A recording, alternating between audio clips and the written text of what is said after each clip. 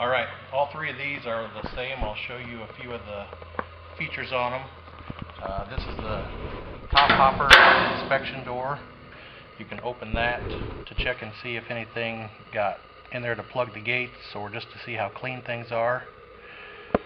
Below the inspection door is the screen gate indicator. It goes from 0 to 3. 0 is 100% closed. At 1, you're 1.5 inches open, which is what most of our units should flow full capacity at. At 2 inches, you're 2.5. At 3, you're wide open at 3.5 inches.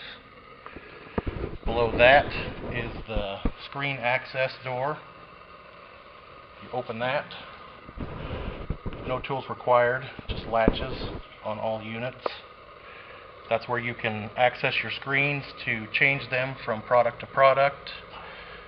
Simple hook and slide. They slide in a zigzag fashion. On the bottom, the top discharge hopper or under the door side is the clean grain, and the back discharge is the foreign material.